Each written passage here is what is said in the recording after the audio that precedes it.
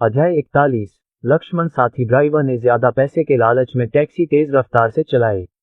उसे ये भी पता था कि उसके साथ एक व्यक्ति है जो मरने वाला है, इसलिए उसके लिए बेहतर यही था कि वह जल्द से जल्द इस व्यक्ति से छुटकारा पा ले, क्योंकि हो सकता है कि वह व्यक्ति उसकी गाड़ी में बैठने से मना कर दे। ऐसा करने का सबसे अच्छा तरीका था कि उन्हें जितनी जल्दी हो सके उनके गंतव्य तक पहुंचाया जाए। इसलिए कई सालों तक टैक्सी चलाने के कारण उसे सड़क पर ज्यादा अनुभव था। इसलिए कुछ ही मिनटों में वे आखिरकार उस अस्पताल के सामने पहुंच गए जो उस इलाके के करीब था जहां कृष रह रहा था। जैसे ही वे कार से बाहर निकले, कृष ने टैक्सी ड्राइवर पर ज्यादा ध्यान नहीं दिया। इसके बजाय उसने मरीज को डॉक्टरों को सौंप दिया, जिन्होंने तुरंत उसे आपातकालीन विभाग में ले जाकर उसकी मदद की। कृष ने भुगतान करने से पहले टैक्सी ड्राइवर के पास वापस जाकर पैसे दिए। अस्पताल आने के लिए आमतौर पर $7 का किराया देना पड़ता था, लेकिन अब कृष ने उस व्यक्ति को $0 का भुगतान किया।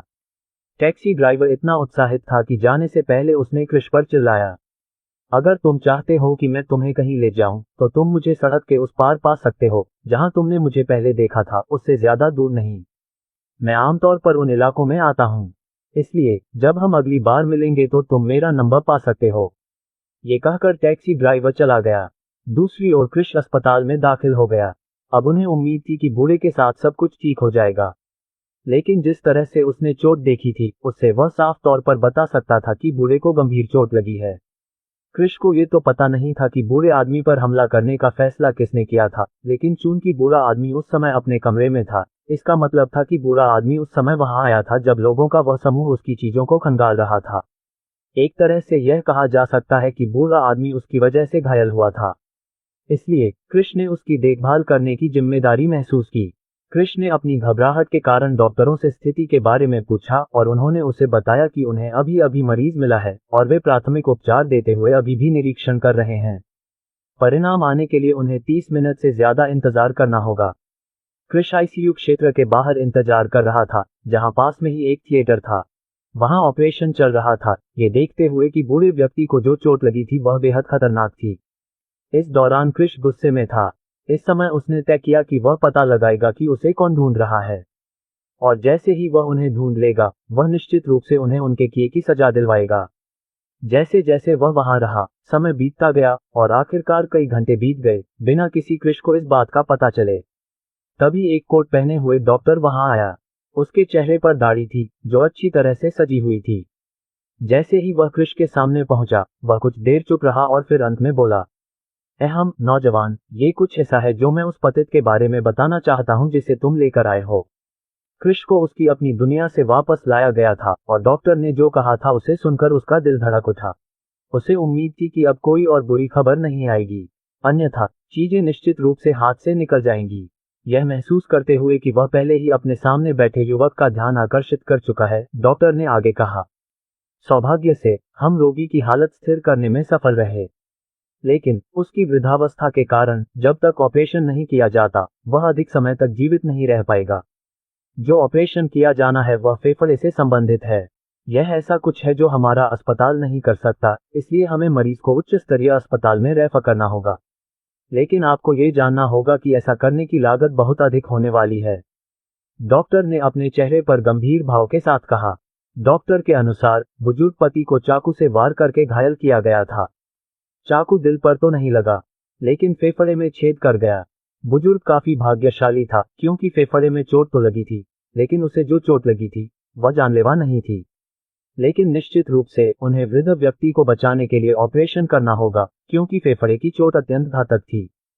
फिलहाल वे केवल वृद्ध व्यक्ति की हालत को स्थिर करने में सफल रहे हैं, लेकिन जैसे जैसे वे इंतजार करते रहेंगे उनकी हालत और खराब होती जाएगी।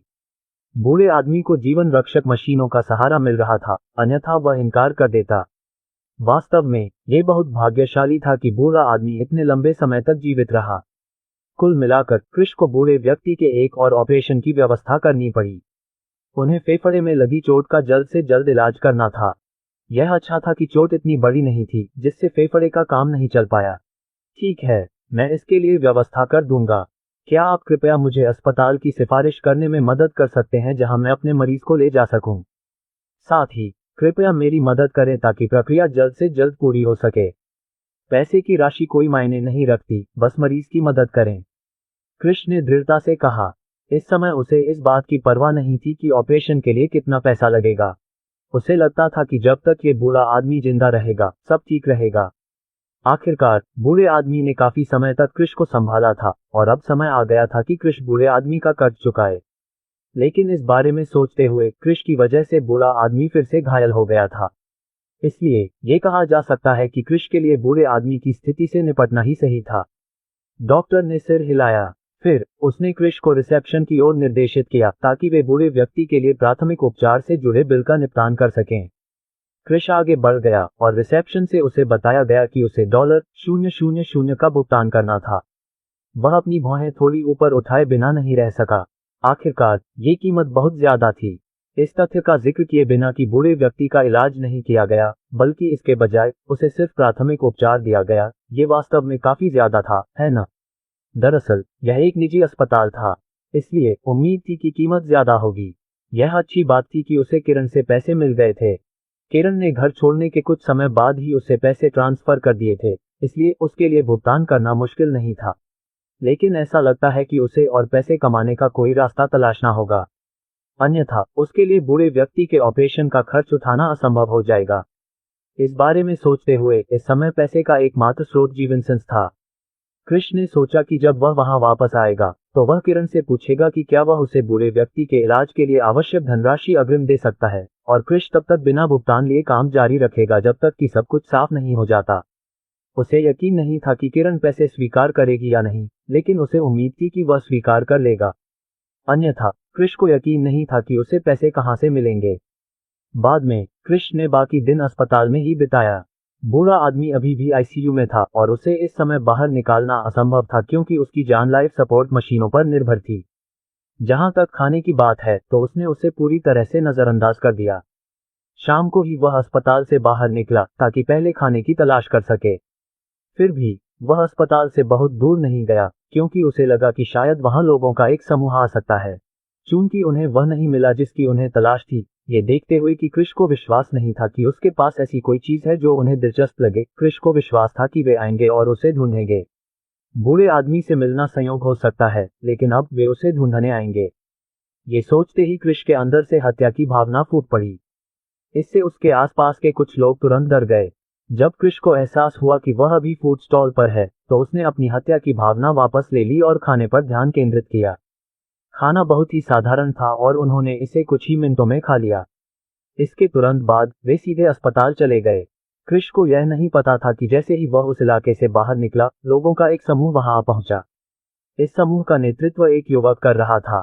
ये वह युवक नहीं था जिसने कृष्ण को पीटने का आदेश दिया था। ये लक्ष्मण साथी नहीं था, ये दूसरा लक्ष्मण है, शर्वानी से ग्रस्त लक्ष्मण से बिल्कुल अलग। मुझे सच में नहीं लगता कि ऐसा कुछ भी नहीं है जो हमें शोध में सफलता के लिए अधिक जानकारी दे सके।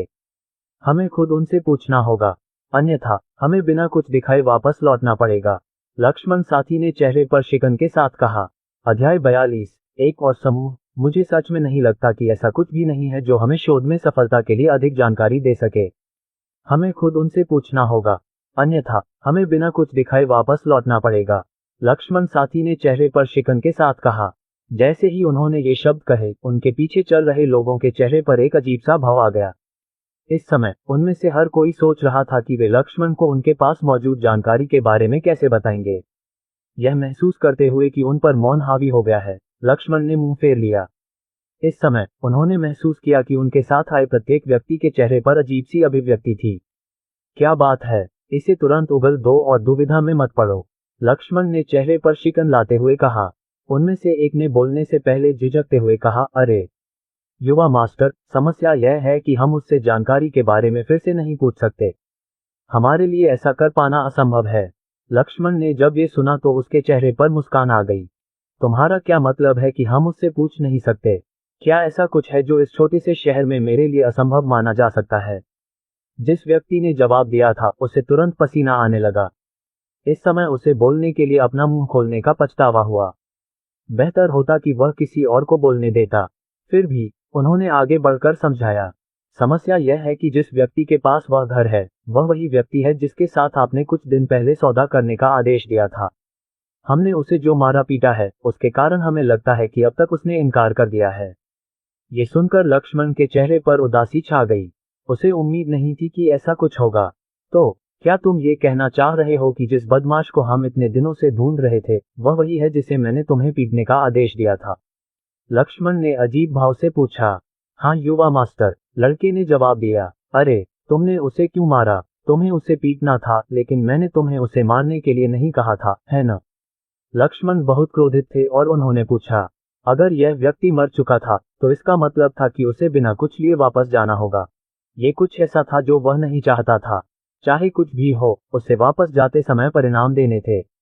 इसलिए चाहे कुछ भी हो, उन्हें वह मिलना ही था जिसके लिए वे आए थे। लेकिन उनके लिए वह पाना असंभव था जिसके लिए वे आए थे, ये देखते हुए कि वह व्यक्ति जो उन्हें ये जानकारी देने वाला था कि वस्तु कहाँ है, पहले ही मारा जा चुका था। लक्ष्मण का पीछा कर रहे अंगरक्षकों को पसीना आने लगा। जिस पल से वे सबसे ज्यादा नफरत करते थे और डरते थे वह था जब लक्ष्मण क्रोधित होते थे। वह आमतौर पर कुछ निर्णय लेते थे और कुछ लोगों का मारा जाना या उनके अंग टूट जाना असामान्य बात नहीं थी। अपने अधीनस्थों के हाव भाव देखकर लक्ष्मण के हाव भाव और भी बदल गए।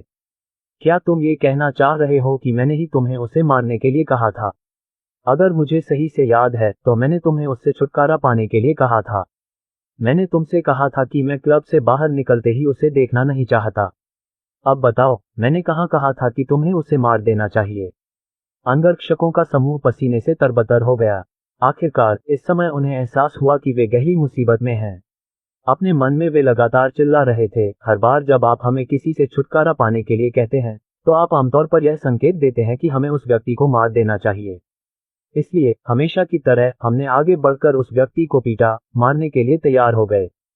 फिर भी उनमें से कुछ ने जोर से कहने की कोशिश की। आखिरकार अगर उन्होंने ऐसा कुछ कहा तो वे मर सकते थे। फिर भी उन्हें समझ नहीं आ रहा था कि इस समय लक्ष्मण से क्या कहें। दूसरी ओर लक्ष्मण पूरी तरह से क्रोधित थे। बेशक वह समझ सकते थे कि उनके अधीनस्थ क्या सोच रहे थे, लेकिन फिर भी वह कैसे स्वीकार कर सकते थे कि वह उनके स्वामी गलती पर थे। स्वामी हमेशा सही होते हैं, है न? इसके अलावा अगर वह स्वीकार करता है कि वह ही दोषी है तो उसे किसे दोषी ठहराना चाहिए? उसके लिए इस मामले में खुद को दोषी ठहराना असंभव था, इसलिए उसे फिर भी किसी को दोषी ठहराना होगा।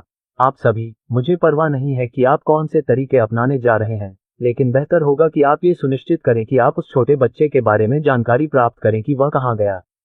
इससे कोई फर्क नहीं पड़ता कि आप उसे जीवित या मृत पाते हैं, लेकिन मैं उसे खोजना चाहता हूँ। लक्ष्मण ने तुरंत आदेश दिया। अधीनस्थों के समूह ने तुरंत आज्ञा का पालन किया। वे भाग गए, पीछे केवल एक व्यक्ति को छोड़ दिया। जो व्यक्ति पीछे रह गया था वह ऐसा व्यक्ति था जो अब तक चुप था और पूरे समय उसके चेहरे पर एक भी बदलाव नहीं आया। लक्ष्मण ने उसकी तरफ देखा, लेकिन उसने कुछ नहीं कहा। इसके बजाय वह मुड़ा और सड़क से चला गया। वे बस टहल रहे थे, उसका इरादा बाहर निकलकर सांस लेने का था। साथ ही वह कोई उपाय सोचने की कोशिश कर रहा था जिसका इस्तेमाल वह उस चीज को खोजने के लिए कर सके जिसे वे खोज रहे थे। लेकिन अब जब उन्हें कुछ नहीं मिला था तो उसके लिए वापस जाना ही बेहतर था। अभी रात हो चुकी थी, इसलिए वह बस कुछ लड़कियों की तलाश में निकल जाता जिनके साथ वह रातें बिता सके। इस तरह वह कम से कम अपने दिमाग को राहत दे सकता था जो इस समय बहुत तनाव से भरा हुआ था। दूसरी ओर अधीनस्थ तुरंत ही कृष के बारे में जानकारी मांगने चले गए। बेशक उन्हें इस शहर में आने से पहले ही उसके बारे में जानकारी मिल चुकी थी और वे पहले से ही जानते थे कि वह कहाँ रहता है, लेकिन अब उन्हें उसके ठिकाने का पता लगाने की कोशिश करनी होगी। इसलिए उन्होंने लोगों से पूछताछ शुरू की जो उन्होंने पहले नहीं किया था। जल्द ही उन्हें कृष के बारे में जानकारी मिल गई। समस्या ये थी कि जो जानकारी उन्हें मिली थी उससे उन्हें संदेह हुआ कि कहीं उन्होंने गलत व्यक्ति को तो नहीं पकड़ लिया। आखिरकार पहले भी उन्होंने कृष को इस तरह पीटा था कि उसका बच पाना नामुमकिन था। इसलिए जब वे ऐसे पूछ रहे थे तो उन्हें उम्मीद थी कि उन्हें मृत शरीर के बारे में जानकारी मिल जाएगी, लेकिन डी में उन्हें वास्तव में एक जीवित व्यक्ति के बारे में जानकारी मिली। हालांकि उन्हें कई तरह के संदेह थे, फिर भी उन्होंने कृष के ठिकाने का पता लगाने में संकोच नहीं किया। तभी उन्हें पता चला कि कृष वापस आ गया है और अपने अपार्टमेंट के मालिक को अस्पताल ले गया है। जब उन्होंने ये जानकारी सुनी तो वे भौंचक्के रह गए। इसके पीछे का कारण सरल था। इससे पहले जब वे कृष के घर गए थे तो उन्होंने किसी को नहीं छुआ था। वे सब कुछ इस तरह से करते थे कि दूसरे लोगों को यह एहसास ही न हो कि वे वहां हैं। लेकिन ऐसा लग रहा था कि उनके जाने के कुछ समय बाद ही लोगों का एक और समूह वहां आ गया था। उस दिन उस बूढ़े व्यक्ति को चोट लग गई थी। यही कारण था कि जब कृष वहां आया तो उसने तुरंत बूढ़े व्यक्ति को अस्पताल पहुंचाया। पूछने के बावजूद उन्हें इस बात का कोई सुराग नहीं मिला कि वह कौन था। आखिरकार अगर कोई और व्यक्ति था जो कृष के घर आया था, तो हो सकता है कि वे उसी चीज की तलाश में थे जिसके लिए वे यहाँ आए थे। और अगर ऐसा था तो इसका मतलब था कि वे निश्चित रूप से एमी थे। उन्होंने तुरंत ही कृष की तलाश बंद कर दी और लक्ष्मण को अपनी खोज के बारे में बताने का फैसला किया। लेकिन वे समझ गए कि लक्ष्मण को इस मुद्दे के बारे में बताना उनके लिए काफी परेशानी भरा होने वाला था। कृष को इस बात का पता नहीं था कि इस बार लोगों का एक समूह सक्रिय रूप से उसकी तलाश कर रहा था। हो सकता है कि उसे इसकी उम्मीद थी, लेकिन उसे यह उम्मीद नहीं थी कि यह सिर्फ एक समूह नहीं बल्कि एक से ज्यादा लोग होंगे। अगर उनमें से कई थे तो यह अभी तक पता नहीं चल पाया है। लेकिन फिर भी ऐसा लग रहा था कि कृष की तलाश कर रहे हर एक समूह निश्चित रूप से काफी खतरनाक था। जहां तक इस बात का सवाल है कि वे क्या ढूंढ रहे थे, कृष के पास निश्चित रूप से इसके बारे में कोई जानकारी नहीं थी। सीधे शब्दों में कहें तो उसे इस बात का कोई अंदाजा नहीं था कि वे उसके अपार्टमेंट में उसके सामान की तलाशी क्यों ले रहे थे। इस समय उसके पास एकमात्र सुराग यही था कि इन लोगों का समूह वर्मा से संबंधित हो सकता है। लेकिन फिर भी वह किसी निष्कर्ष पर नहीं पहुंच सका क्योंकि उसे एक भी व्यक्ति नहीं मिला था। सड़क पर दुकान से आने के बाद वह वापस अस्पताल चला गया। उसने अस्पताल के अंदर ही प्रतीक्षालय में सोने का फैसला किया। बूढ़े व्यक्ति की वर्तमान स्थिति को देखते हुए उसके लिए उसे छोड़ना असंभव था। इसलिए सोने के लिए अपनी आंखें बंद करने से पहले उसने कुर्सी पर एक आरामदायक स्थिति पाई। हालांकि वह अभी सो रहा था, लेकिन उसकी आंखें सक्रिय थीं और किसी भी तरह की गड़बड़ी से वह तुरंत जाग जाता था। जब वह सो गया तो जीवनसेंस के भीतर कुछ और ही घटित हो रहा था। और इस समय किरण के चेहरे पर एक गंभीर भाव था। अध्याय 43 स्थानांतरण। जब वह सो गया तो जीवनसेंस के भीतर कुछ और ही घटित हो रहा था। और इस समय किरण के चेहरे पर एक गंभीर भाव था। किरण के चेहरे पर गंभीरता थी। कुछ समय पहले ही उसे सूचना मिली थी कि कृष पर हमला हुआ है। हालांकि उसे पहले से ही ऐसी घटना होने की उम्मीद थी, लेकिन उसे उम्मीद नहीं थी कि यह उसी दिन होगा जिस दिन कृष ड्यूटी पर आया था। उन्हें जो जानकारी मिली थी उसके अनुसार हालांकि कृष पर सीधे हमला नहीं हुआ था, लेकिन उसके घर पर लोगों का एक समूह आया था। इसके अलावा जिस इलाके में कृष रहता था वहां कोई घायल हो गया था, जिसे कृष ने अस्पताल पहुंचाया था। स्टीव द्वारा प्रस्तुत की गई जानकारी से किरण को पता चला कि घायल वृद्ध व्यक्ति की हालत गंभीर थी और उसे जल्द से जल्द सर्जरी की आवश्यकता होगी। और कृष के जीवन के बारे में जानकारी के बारे में सोचते हुए किरण को समझ में आया कि कृष के लिए सर्जरी के लिए आवश्यक धनराशि दे पाना मुश्किल था। बिना किसी हिचकिचाहट के उसने स्टीव को बुलाया और उसे बूढ़े व्यक्ति की देखभाल के लिए आवश्यक व्यवस्था करने के लिए कहा। वह स्पष्ट रूप से बता सकता था कि कृष को बूढ़े व्यक्ति की परवाह थी, ये देखते हुए कि वह सुबह से बूढ़े व्यक्ति को अस्पताल ले जाने के बाद से अब तक अस्पताल में ही था। स्टीव तुरंत व्यवस्था करने चला गया। जीवन संगियों के लिए बूढ़े व्यक्ति के ऑपरेशन के मामले से निपटना बहुत मुश्किल नहीं था। आखिरकार इस समय जो कुछ भी चाहिए था वह था पैसा, और जीवन संगियों के पास इसकी कमी नहीं थी। इसी बीच किरण ने रिपोर्ट पढ़ना जारी रखा। रिपोर्ट में बताया गया था कि कृष के घर 2 अलग अलग समूह आए थे। इसके अलावा एक और समूह था जो छाया से कृष को देख रहा था। यह स्पष्ट था कि कृष पर नजर रखने वाले 3 समूह थे। एक बात जो किरण को समझ में नहीं आई वह ये थी कि वर्मा के अलावा 2 अन्य समूह भी इस मामले में शामिल थे। तो उनका इरादा क्या था? वह वर्मा को समझ सकता था, ये देखते हुए कि वे निश्चित रूप से कृष से निपटने का कोई रास्ता तलाशने की कोशिश करेंगे। दिन के अंत में वह वही था जिसने उनकी पहले की योजना को नष्ट कर दिया था। एक और समूह था जो लक्ष्मण भाटिया का था। वह शर्वानी का सहपाठी था। वह आदमी अपनी बेटी के प्रति जुनूनी था और इसलिए यह स्पष्ट था कि वह कृष पर हमला करेगा, क्योंकि कृष वर्तमान में शर्वानी के करीब था क्योंकि वह उसका अंगरक्षक था। किरण के पास लक्ष्मण के बारे में पहले से ही जानकारी थी। लक्ष्मण राजपुर शहर के एक बड़े घराने के युवा मालिकों में से एक था। बेशक हालांकि ये परिवार बड़े माने जाते थे, लेकिन वे जीवनसेंस और वर्मा के स्तर की बराबरी नहीं कर सकते थे। फिर भी किरण ने लक्ष्मण भाटिया पर ज्यादा ध्यान नहीं दिया। आखिरकार भाटिया परिवार की क्षमताओं को देखते हुए, कृष की क्षमताओं को देखते हुए उसके साथ व्यवहार करना उनके लिए असंभव था। और हाँ, अगर वे सीमा से आगे जाने की कोशिश करते तो जीवनसेन निश्चित रूप से उनके खिलाफ कार्रवाई करने में संकोच नहीं करते। ये सिर्फ ये सुनिश्चित करने के लिए था कि कृष के साथ कुछ भी बहुत ज्यादा सीमा से बाहर न हो, अन्यथा यह एक अंगरक्षक के रूप में उसके कर्तव्य को प्रभावित करने वाला था। अंत में एक समूह ऐसा था जिसके बारे में उन्हें नहीं पता था कि वह कहां से आया है। उनके बारे में कोई नहीं जानता था और थोड़ी देर तक जांच करने के बाद वे इस निष्कर्ष पर पहुंचे कि वे निश्चित रूप से राजपुर शहर से नहीं थे। वे आते ही सीधे कृष को निशाना बना रहे थे। इससे पता चलता है कि कृष में कुछ ऐसा था जिसने उन्हें आकर्षित किया था। इसके अलावा जानकारी के अनुसार ऐसा लग रहा था कि इन लोगों के समूह और वर्मा के बीच किसी तरह का संबंध था। बल्कि यह कहा जा सकता है कि इस नए समूह के नेता का वर्मा परिवार के युवा स्वामियों से एक तरह का संबंध था। हालांकि इसका वर्मा के शीर्षस्थ लोगों से सीधा संबंध नहीं था, फिर भी एक तरह का संबंध तो था ही। क्या ये हो सकता है कि लोगों का ये समूह वर्मा की मदद करने की कोशिश कर रहा था? लेकिन इस बारे में सोचने पर ऐसा लगा कि वे अलग अलग तरीके से काम कर रहे थे। उनका लक्ष्य बिल्कुल एक नहीं था। किरण फिलहाल कुछ नहीं कर सकती थी।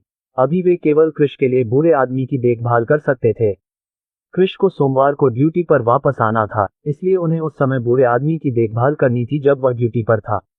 यह अच्छी बात थी कि उस बूढ़े व्यक्ति को सीधे तौर पर निशाना नहीं बनाया गया, अन्यथा ये निश्चित रूप से परेशानी का सबब बनने वाला था, क्योंकि अगर वर्मा और अन्य समूह उसके खिलाफ कार्रवाई करने का फैसला करते तो उस बूढ़े व्यक्ति की सुरक्षा करना मुश्किल हो जाता। अगली सुबह कृष वेटिंग एरिया से उठा।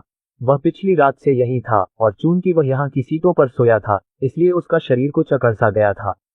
वह उठ खड़ा हुआ और अपनी मांसपेशियों को थोड़ा सा खींचा, फिर आईसीयू की ओर बढ़ा। दरवाजे पर लगे शीशे से वह देख सकता था कि बूढ़े व्यक्ति को अभी भी जीवन रक्षक मशीनों के सहारे रखा गया था। कृष ने यहीं रहने का फैसला किया क्योंकि उस दिन रविवार था, इसलिए उसे पहले बुजुर्ग को सर्जरी की तैयारियों के लिए दूसरे अस्पताल में भेजने की व्यवस्था करनी थी। कृष अभी यह सोच ही रहा था कि अचानक उसने देखा कि डॉक्टर आ गया है। डॉक्टर ने आते ही सीधे मुद्दे पर बात शुरू कर दी। हमें पहले ही भुगतान मिल चुका है और हम बुजुर्ग को शहर के सबसे बड़े अस्पताल द रिस्टोरेशन में ले जाने की व्यवस्था कर रहे हैं। एक बार जब वह वहां पहुंच जाएगा तो उसके लिए ठीक होना मुश्किल नहीं होगा, क्योंकि वहां की सुविधाएं और स्टाफ सभी बेहतरीन हैं, डॉक्टर ने कहा। कृष ये सुनकर हैरान रह गया। भुगतान मिला? जहां तक उसे याद है उसने अब तक कोई भुगतान नहीं किया था। तो यह आदमी किस भुगतान की बात कर रहा था?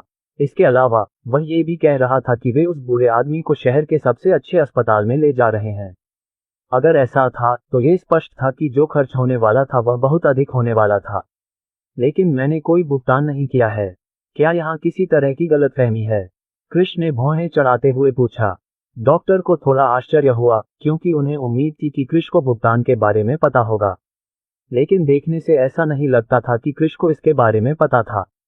उन्होंने आह भरते हुए कहा, मुझे अभी अभी पता चला है कि बूढ़े आदमी का भुगतान कर दिया गया है और पैसे का स्रोत किसी तरह जीवनसन से जुड़ा हुआ है। मुझे लगा था कि आप उनके बारे में जानते होंगे। जीवनसन का नाम सुनते ही कृष को आखिरकार सब समझ में आ गया। ऐसा लग रहा था कि किरण को किसी तरह से यहाँ जो कुछ हुआ था उसकी जानकारी मिल गई थी, लेकिन ये सोचकर आश्चर्य नहीं हुआ कि जीवनसन के पास जो संबंध थे उसके आधार पर उसे अपने बारे में जानकारी मिल सकती थी। कृष ने सिर हिलाया और कहा, यदि ऐसा है तो कृपया आगे बढ़ें और मेरे बूढ़े पिता की देखभाल के लिए आवश्यक व्यवस्था करें। डॉक्टर ने सिर हिलाया।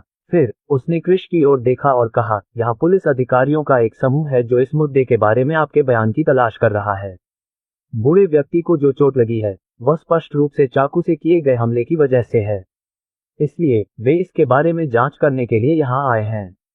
कृष को पहले से ही इसका अनुमान था, लेकिन ऐसा लग रहा था कि पुलिस ने काफी देर से प्रतिक्रिया दी थी, है ना?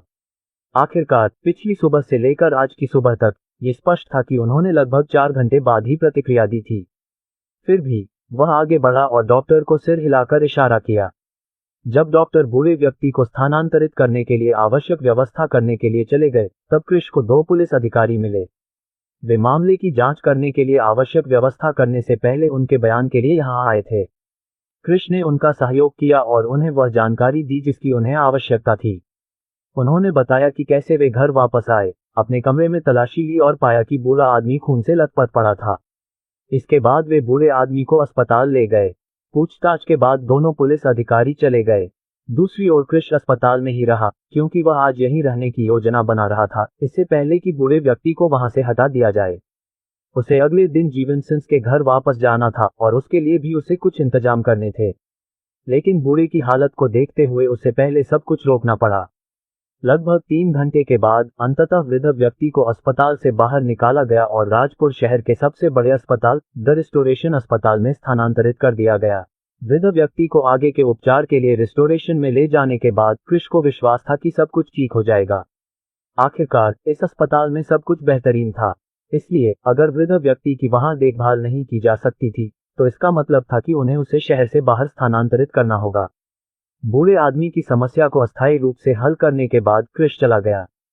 उसने योजना बनाई कि शाम को बाद में वह बूढ़े आदमी से अस्पताल में मिलने जाएगा, लेकिन उससे पहले उसे जरूरी व्यवस्थाएं करनी थी और साथ ही यह भी पता लगाना था कि उसे कौन ढूंढ रहा है। अध्याय 44। एक योजना। लक्ष्मण साथी को खुशखबरी का इंतजार था और आखिरकार क्रिश के बारे में जानकारी मिल ही गई। सच कहूं तो वह हैरान रह गए।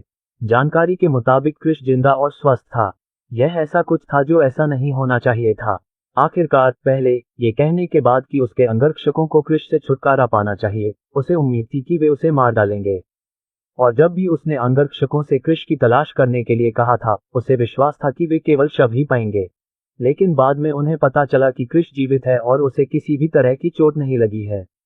ऐसा लग रहा था कि वह पहले से बेहतर स्थिति में है। ये बात लक्ष्मण को नागवार गुजरी। आखिरकार यह ऐसी बात थी जो पूरी तरह से समझ से परे थी।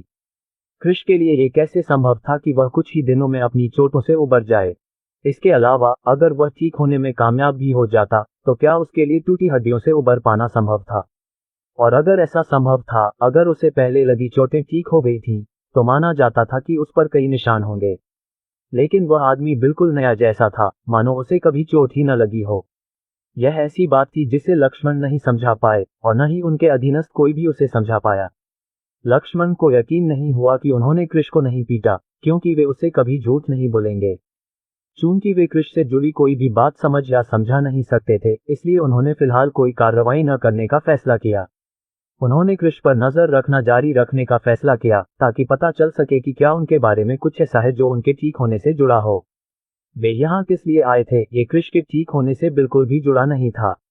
लेकिन फिर भी लक्ष्मण ये सोचने से खुद को रोक नहीं पाया, अगर क्रिश के पास वास्तव में कुछ ऐसा है जो किसी व्यक्ति को इतनी जल्दी ठीक कर सकता है, तो मैं बहुत कुछ कर सकता था।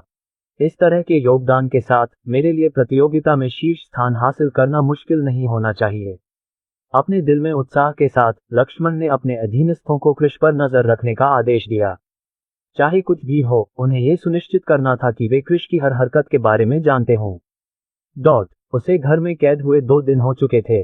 उसे बाहर जाने की बिल्कुल भी अनुमति नहीं थी और चाहे उसने कितनी भी बार अपने माता पिता को समझाने की कोशिश की, लेकिन वे कामयाब नहीं हुए। पिछले कुछ दिनों से वह प्रशिक्षण लेने और मजबूत बनने के लिए कड़ी मेहनत कर रही थी, लेकिन निश्चित रूप से मजबूत बनना ऐसा कुछ नहीं था जो सिर्फ 2 दिनों में हो सकता था। लेकिन फिर भी उसे विश्वास था कि सान्वी के साथ लगातार प्रशिक्षण लेने के बाद वह मजबूत हो गई है। इस समय शर्वानी क्रिश के वापस आने का इंतजार कर रही थी।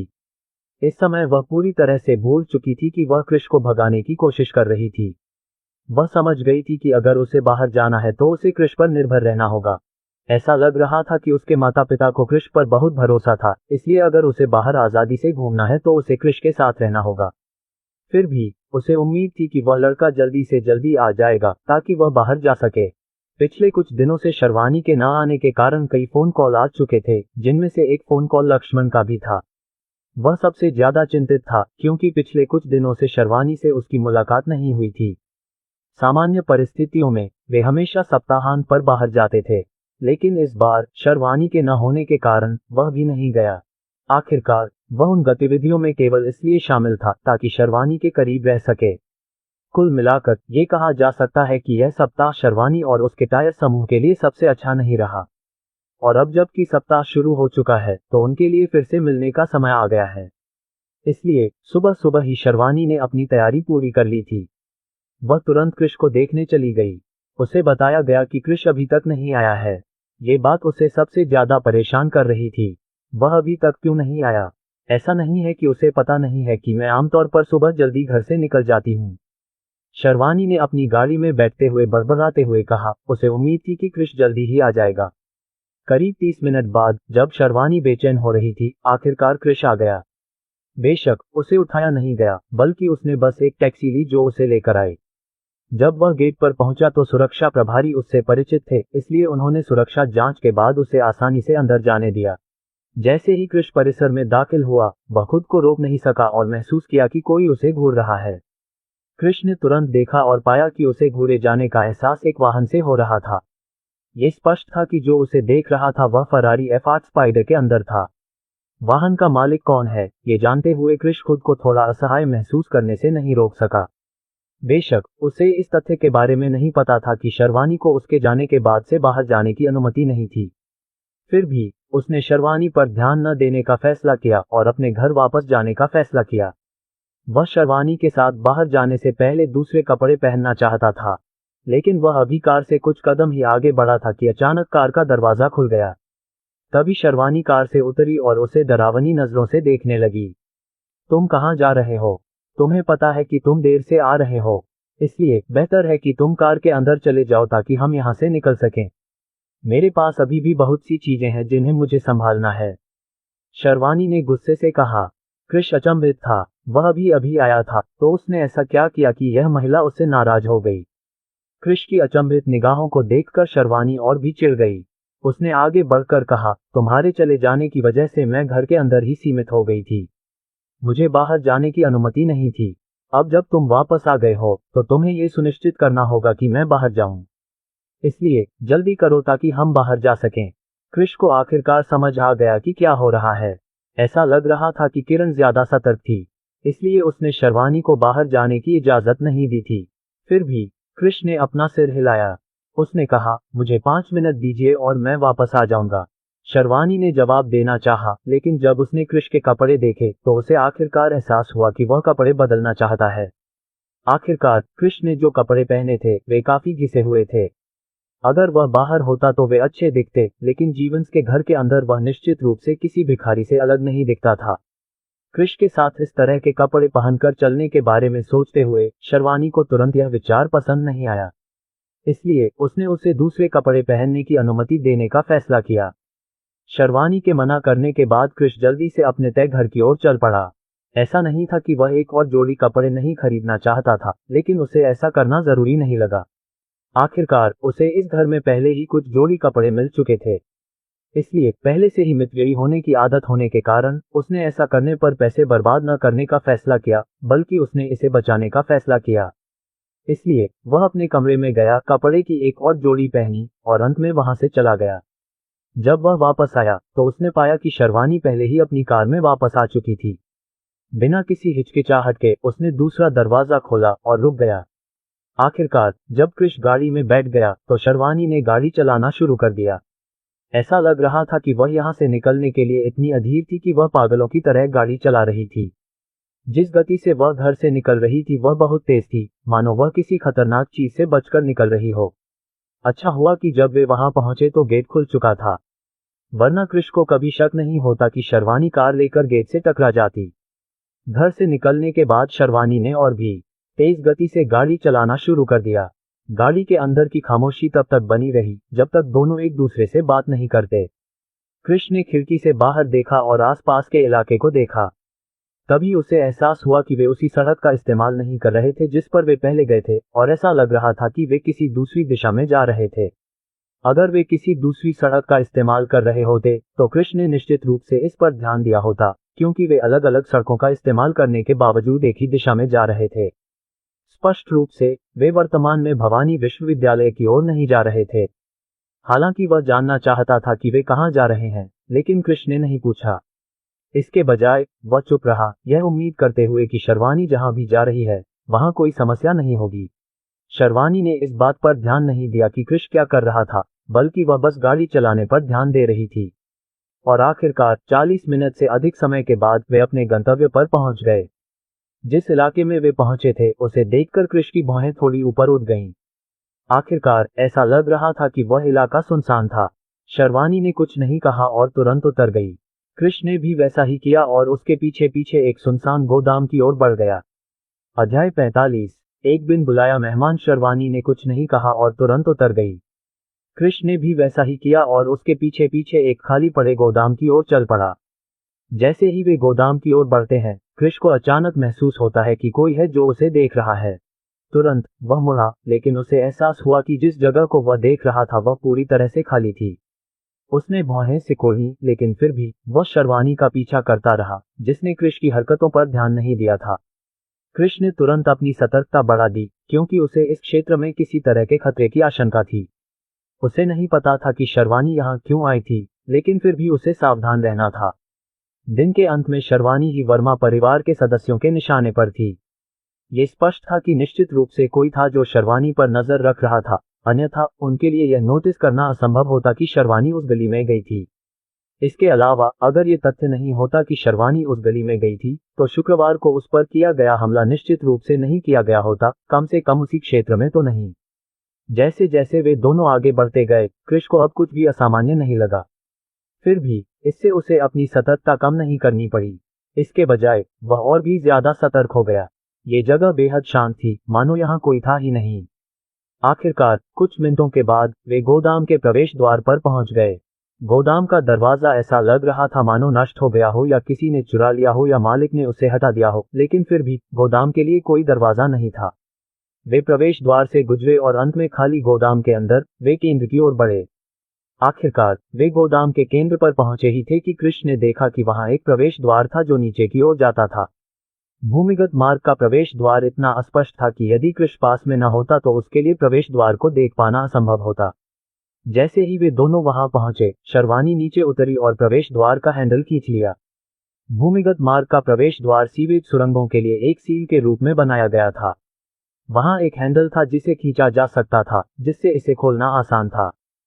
सीवेज सुरंगों के लिए लगाए गए सीलों से पूरी तरह अलग, इसमें कब्जे लगे हुए थे, जिससे इसे आसानी से खोला और बंद किया जा सकता था। जैसे ही शर्वानी ने दरवाजा खोला, कृष्ण ने छेद से झांका। उस पल उसे एहसास हुआ कि नीचे रोशनी का एक और रूप था। ऐसा लग रहा था कि नीचे कोई लाइटिंग सिस्टम लगाया गया था। शर्वानी ने बिना किसी हिचकिचाहट के अंदर छलांग लगा दी और कृष्ण तुरंत उसके पीछे पीछे चल पड़ा। उसे आगे बढ़ना था, लेकिन उसे इस क्षेत्र के बारे में कुछ भी पता नहीं था। इसलिए उसके पास शर्वानी को आगे बढ़ने देने के अलावा कोई विकल्प नहीं था। फिर भी वह बेहद सतर्क था, कुछ भी गलत होने की स्थिति में कार्रवाई करने के लिए तैयार था। जिस क्षण वे दोनों जी पर उतरे, कृष्ण ने देखा। उसने महसूस किया कि जिस क्षेत्र में वे अंततः उतरे थे, वह मीटर से अधिक की दूरी पर एक बड़े हॉल का केंद्र था। टायर हॉल पूरी तरह से खाली था, लेकिन उस गोदाम की तुलना में इसका रखरखाव अच्छा था, जिसका उपयोग उन्होंने इस हॉल में टायर डालने के लिए किया था। फर्श किसी तरह के पत्थर से बने थे जो टाइल जैसे दिखते थे, लेकिन कृष्ण बता सकता था कि वे टाइल नहीं थे। फिर भी वे उस प्रकाश को प्रतिबिंबित करने में सक्षम थे जो वर्तमान में हॉल की छत से क्षेत्र को रोशन कर रहा था। शर्वानी ने देखा और अपनी भौहें सिकोड़े बिना नहीं रह सकी। उसने जो हिसाब लगाया था उसके अनुसार यहाँ लोगों का एक समूह होना चाहिए था, लेकिन अभी यह जगह पूरी तरह खाली थी। दरअसल उसने पहले ही उनसे बात कर ली थी और उसे उम्मीद थी कि समूह यहाँ आने वाला है, क्योंकि कृष्ण के आने का इंतजार करते हुए उसे थोड़ी देर हो गई थी। लेकिन अब जब जगह खाली थी तो वह सोच में पड़ गई कि आखिर हो क्या रहा है। उसने अपना फोन निकाला और तुरंत लक्ष्मण को फोन करके पूछा कि वे कहाँ हैं। आखिरकार उन्हें यहाँ होना चाहिए था, लेकिन अब तक कोई नहीं आया था। ये कुछ ऐसा था जो उसे समझ में नहीं आ रहा था। क्या ऐसा हो सकता है कि उन्होंने अचानक अपनी योजना बदलने का फैसला कर लिया हो? लेकिन इस बारे में सोचते हुए उनके लिए योजना बदलना असंभव था, क्योंकि वही फैसले ले रही थी, न कि लक्ष्मण। तो यहाँ क्या गलत हो सकता था? जवाब 1 मिनट से ज्यादा समय बाद आया, जिसमें लक्ष्मण ने दावा किया कि उसे उसके पिता के साथ एक बार फिर से रोक लिया गया था। इसलिए वह थोड़ा देर से आने वाला था, लगभग 30 मिनट देर से।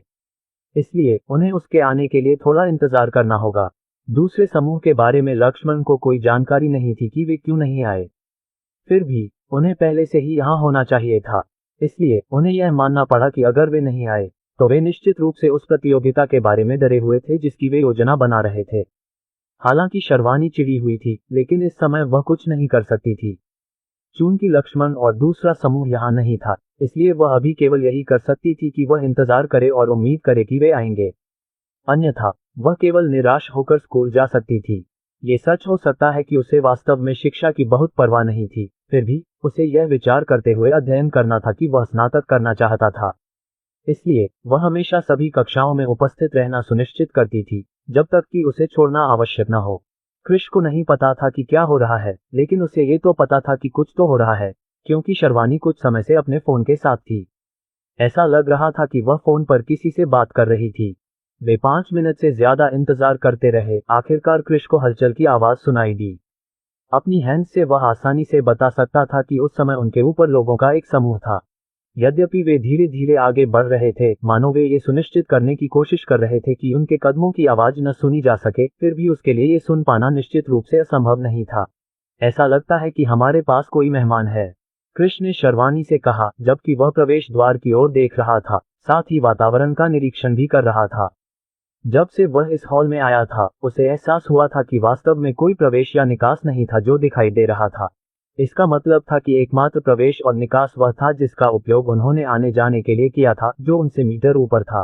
बेशक जिस क्षेत्र में वे उतरे थे वह एक ऐसे मंच पर था जो थोड़ा ऊंचा था, जिससे उनके लिए उतरना आसान हो गया। अन्यथा अगर उन्हें हॉल के फर्श पर उतरना होता तो उतरने की दूरी के कारण लोगों के अंग निश्चित रूप से टूट जाते। मंच से नीचे उतरने के लिए क्रिश और शर्वानी ने एक सीढ़ी का इस्तेमाल किया था। फिर भी वे प्रवेश द्वार से बहुत दूर नहीं थे, जो हॉल के बिल्कुल बीच में स्थित था। शर्वानी ने जैसे ही क्रिश की बातें सुनी, वह भौहें चढ़ाने से खुद को नहीं रोक पाए। उसने अब तक कुछ भी नोटिस नहीं किया था, लेकिन फिर भी उसे इस बात पर कोई शक नहीं था कि क्रिश ने जरूर कुछ सुना होगा। इतने कम समय में जब वे साथ थे, उसे पूरा विश्वास था कि क्रिश कोई भी अनावश्यक हरकत नहीं करेगा। इसके अलावा ऐसा नहीं था कि वह किसी के आने की उम्मीद नहीं कर रही थी। चूंकि लक्ष्मण ने दावा किया था कि वह आखिरी बार बातचीत के 30 मिनट बाद ही यहाँ आएगा, इसका मतलब था कि जो यहाँ था वह निश्चित रूप से वह समूह था जिसके साथ उन्हें प्रतिस्पर्धा करनी थी। इसलिए उसने उत्सुकता से प्रवेश द्वार की ओर देखा। जब वे अंदर आए तो उन्होंने अपने पीछे प्रवेश द्वार बंद कर दिया था, लेकिन ये बंद नहीं था, जिससे इस गोदाम में आने वाले किसी भी व्यक्ति के लिए इसे खोलना आसान हो गया। जब वह इधर उधर देख रही थी तो उसे अचानक एहसास हुआ कि प्रवेश द्वार खोला जा रहा है। इसके अलावा जिस बात ने उसे परेशान किया वह ये थी कि प्रवेश द्वार धीरे धीरे खोला जा रहा था, जैसे कि प्रवेश द्वार खोलने वाला व्यक्ति डर रहा हो कि कोई उन्हें देख लेगा। क्रिश के इस दावे के बारे में सोचते हुए कि वहां ऊपर एक व्यक्ति था, जबकि उसने कोई हलचल नहीं देखी थी, तथा ये तथ्य भी कि प्रवेश द्वार चुपके से खोला गया था, इससे ये संकेत मिलता है कि जो व्यक्ति वहां आ रहा था उसमें कुछ गड़बड़ थी। इसलिए क्रिश की तरह ही वह तुरंत सतर्क हो गई, कार्रवाई के लिए तैयार हो गई। वे दोनों प्रवेश द्वार की ओर देखते रहे, साथ ही खुद को आगे बढ़ने के लिए तैयार कर रहे थे ताकि आने वाला व्यक्ति एमी न हो। कुछ ही सेकंड में प्रवेश द्वार पूरी तरह से खुल गया। फिर अगले ही पल उन दोनों ने गोदाम के अंदर एक व्यक्ति को देखा, जिसने काले रंग का सूट और काले जूते पहने हुए थे और ऊपर लाल रंग की टाई लगाई हुई थी। जिस समय उन दोनों ने उस व्यक्ति को देखा, उसी समय दूसरे पक्ष ने भी उन्हें देखा। वह अपनी भौहें ऊपर उठाए बिना नहीं रह सका, लेकिन फिर भी उसने तुरंत कार्रवाई की और प्रवेश द्वार से नीचे कूद गया। अध्याय 46। लक्ष्य कौन है। वह अपनी भौहें ऊपर उठाए बिना न रह सका, फिर भी उसने तुरंत कार्रवाई की और प्रवेश द्वार से नीचे कूद गया। जैसे ही शर्वनी ने उस व्यक्ति को देखा जो आया था, उसे तुरंत एहसास हो गया कि यह एक एमी है। आखिरकार वह पहले ही लक्ष्मण से बात कर चुकी थी और वह इस समय आने वाला नहीं था। जहां तक उस समूह का सवाल है जिसका वे इंतजार कर रहे थे, उन्हें आना था, लेकिन इस तथ्य के अनुसार कि उन्होंने अब तक कोई प्रतिक्रिया नहीं दी थी, उनका मानना था कि वे निश्चित रूप से आने से डर रहे थे। पिछले कुछ मिनटों से वह उन्हें संदेश भेजने की कोशिश कर रही थी, लेकिन उनमें से किसी ने जवाब नहीं दिया। ऐसा लग रहा था जैसे वे इस बात पर सहमत हो गए थे कि उनमें से कोई भी संदेशों का जवाब नहीं देगा, भले ही वे दोनों ऑनलाइन हो। इसलिए उसे लगा कि इस समय उनका आना असंभव होगा। और अब वहां एक और व्यक्ति आया हुआ था। इस तथ्य के कारण कि वह यह महसूस करने के बाद इतनी जल्दबाजी में काम कर रहा था कि उन दोनों ने उसे देख लिया है, यह स्पष्ट था कि वह यहाँ अच्छे इरादों के साथ नहीं आया था। इसलिए जैसे ही वह उतरा, उन दोनों ने एक चाल चली। वे उस आदमी से निपटने के लिए सीढ़ियों पर चढ़ गए। क्रिश सबसे आगे था, क्योंकि उसे शर्वानी की रक्षा करनी थी। इसलिए बेशक वह उसे अग्रिम पंक्ति में नहीं आने दे सकता था। फिलहाल उसे नहीं पता था कि एमी की क्षमताएं क्या हैं। फिर भी उसे उम्मीद थी कि एमी की क्षमताएं इतनी अधिक नहीं होंगी और एमी के पास कोई हथियार नहीं होगा। यही वह सटीक कारण था जिसके कारण वह सीढ़ियों पर तेजी से चढ़ रहा था, ये जानते हुए भी कि निचले स्थान पर रहने से एमी का सामना करने में उसे नुकसान होगा। अगर उसके सामने वाले दुश्मन के पास बंदूक होती तो वह निश्चित रूप से निष्क्रिय हो जाता। इसलिए उसे जल्द से जल्द उन दोनों के बीच की दूरी कम करनी थी, ताकि प्रतिद्वंद्वी को बंदूक निकालने का मौका मिल सके अगर उनके पास बंदूक हो। धप, जो आदमी आया था वह जोर से जी पर गिरा, लेकिन उस पल उसे एहसास हुआ कि कृष पहले ही उसके सामने आ चुका है। इसलिए बिना किसी हिचकिचाहट के उसने कृष की ओर एक लात मारी जो आखिरकार सीढ़ियों की आखिरी सीढ़ी चढ़ रहा था। हमले का सामना करते हुए कृष आश्चर्यचकित हुए बिना नहीं रह सका।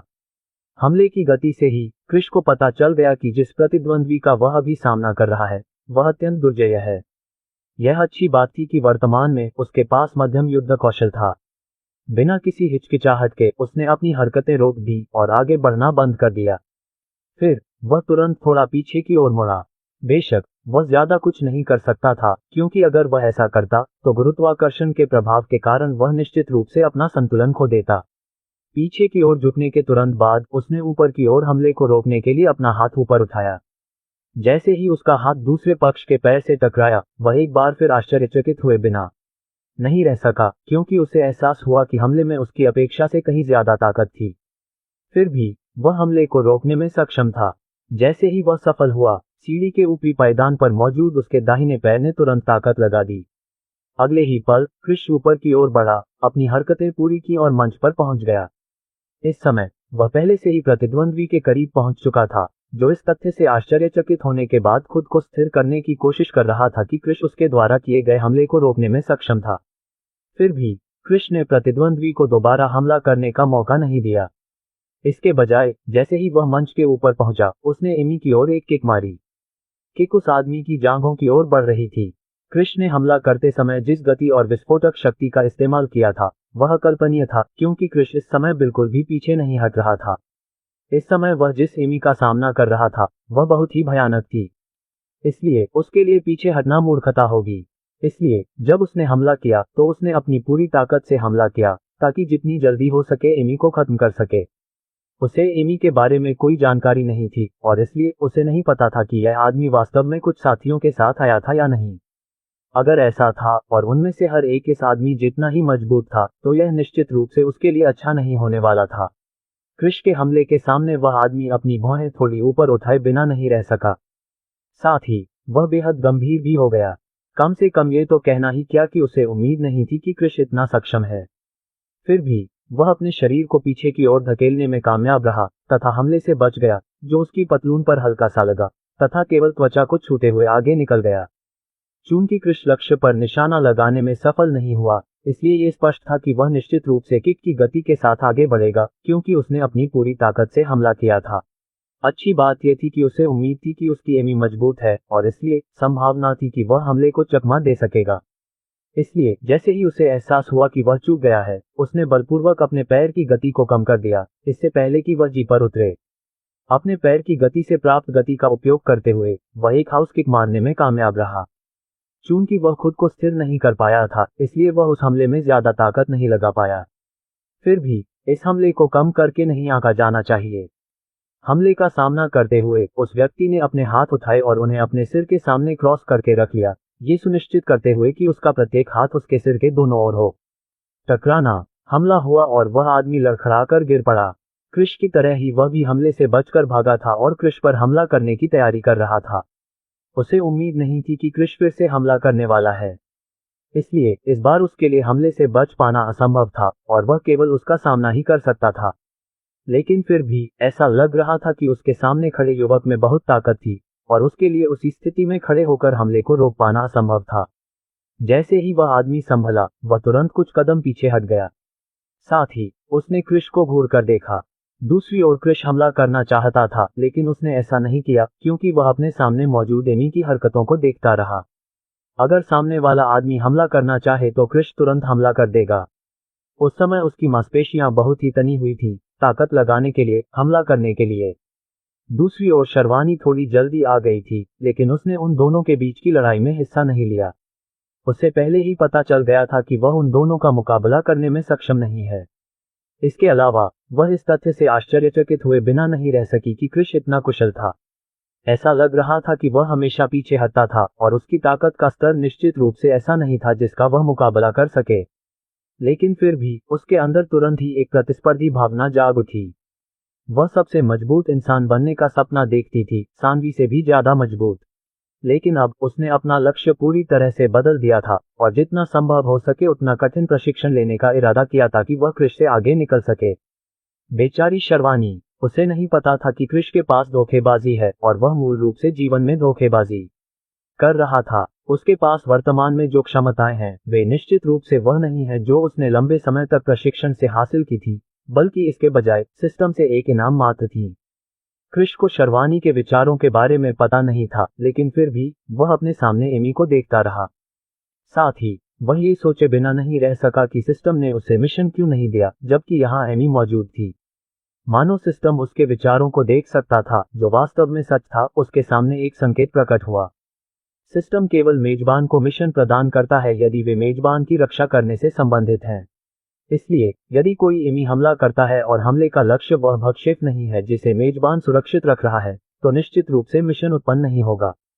दिन के अंत में यह अंगरक्षक मिशन है और केवल भक्षेप ही इससे लाभ उठा सकता है, और मेजबान भी, जब तक भक्षेप पर हमला किया जाता है। क्रिश ने तुरंत भौहें सिकोड़ लीं। ऐसा लग रहा था कि उनके बीच कोई गलतफहमी थी। आखिर अगर यह व्यक्ति शर्वानी के लिए यहाँ नहीं था तो वह किसके लिए यहाँ था? या ये हो सकता है कि वह हॉल के लिए यहाँ था। जैसे ही क्रिश इस बात पर विचार कर रहा था कि इस आदमी ने हमला क्यों किया, उस आदमी ने आखिरकार बोलने का फैसला किया। वह आदमी दिखने में काफी शालीन था, उसकी आंखें काली थीं और सिर गंजा था। वह एक अधेड़ उम्र का आदमी लग रहा था। मैं तुम्हें मारने नहीं आया हूँ, बल्कि मैं तुमसे कुछ पूछने आया हूँ। लेकिन अब ऐसा लगता है कि हमें अपनी योजना बदलनी पड़ेगी, उस आदमी ने उदासीन स्वर में कहा। अध्याय 47, आसान वर्चस्व। मैं तुम्हें मारने नहीं आया हूँ, बल्कि मैं तुमसे कुछ पूछने आया हूँ। लेकिन अब ऐसा लगता है कि हमें अपनी योजना बदलनी पड़ेगी, उस आदमी ने उदासीन स्वर में कहा। क्रिश अपने सामने खड़े आदमी की बातों से भ्रमित हुए बिना नहीं रह सका।